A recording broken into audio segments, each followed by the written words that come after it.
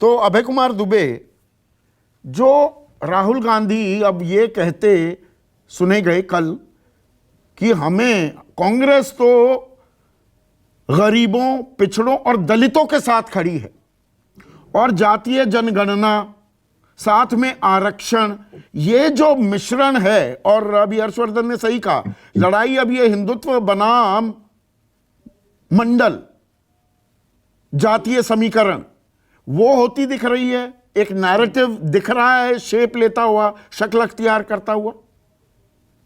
देखिए, राहुल गांधी ने जो कर्नाटक के चुनाव पर प्रतिक्रिया करते हुए कहा है, दूसरे कई राज्यों में वो कांग्रेस उस तरह की पार्टी नहीं है।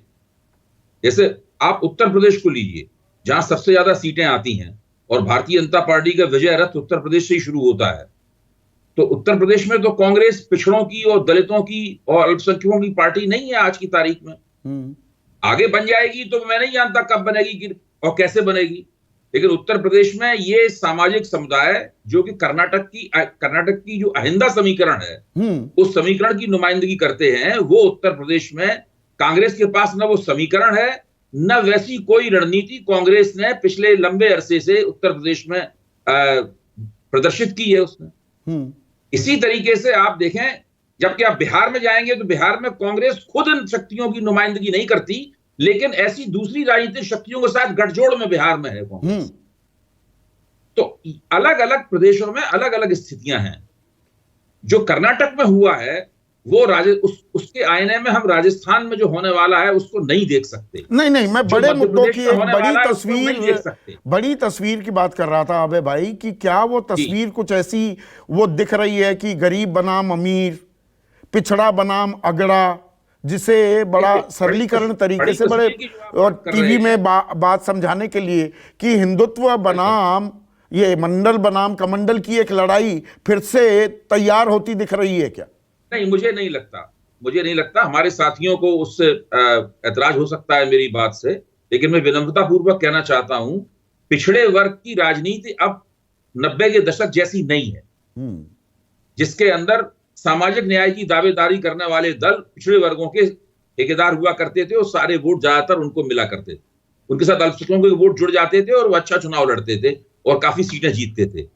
भारतीय जनता पार्टी ने पिछड़े मतदाताओं का सारे देश के पैमाने पर काफी थोड़े बहुत फर्क के साथ में भारतीय जनता पार्टी ने काफी उसमें बड़ा हिस्सा बटाया है और कई राज्यों में तो भारतीय जनता पार्टी पिछड़े वर्ग के मतदाताओं को प्रमुखता से आकर्षित करती है। तो मुझे नहीं लगता है कि हिंदुत्व बनाम सामाजिक न्याय की कोई लड़ाई होगी, ये जैसा कि कर्नाटक के लहजे में कहा जाता है। अगर मैं जन कल्याण को जोड़ दूं, एक लाभार्थी जाति, आप बिल्कुल ठीक कह रहे हैं, पिछड़ों में, गरीबों में जबरदस्त पैठ बना ली है बीजेपी ने, और वो थी लाभार्थी जाति बनाई, जन कल्याण जी हम इतना देते हैं आपको। जहां तक लाभार्थी का सवाल है, तो लाभार्थी को लेकर ये रेवड़ी पर जो वो चल रहा है कि हमारा जन कल्याण, हमारी रेवड़ी में सेवा और आपकी मेवा, उसमें कुछ फाड़ दिखाई दे रही है क्या आपको?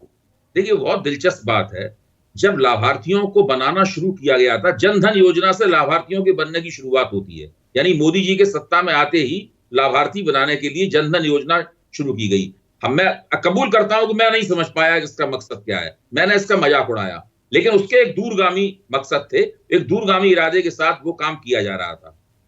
लेकिन उस प्रक्रिया में क्या हुआ कि जो भाजपा के विरोधी थे उन्होंने भी अपने अपने लाभार्थी बनाने शुरू कर दिए।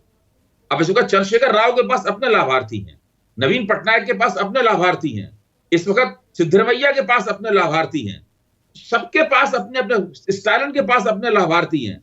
तब फिर नरेंद्र मोदी को यह लगा कि हम समझते थे कि लाभार्थियों पर केवल हमारा ठेका है और ये ऑटोमेटिकली हमारे वोटर बन जाएंगे, इसलिए उन्होंने पिछले साल जुलाई से कहना शुरू किया कि आप रेवड़ियों से अर्थव्यवस्था बर्बाद हो जाएगी, यानी हम जिसको रेवड़ी देते हैं वो हमारे लाभार्थी हैं। वो हमारी, अमित शाह ने कहा भी था बीच कर्नाटक चुनाव के दौरान में, एक नई जाति हमने पैदा कर दी है, वो लाभार्थी की जाति है।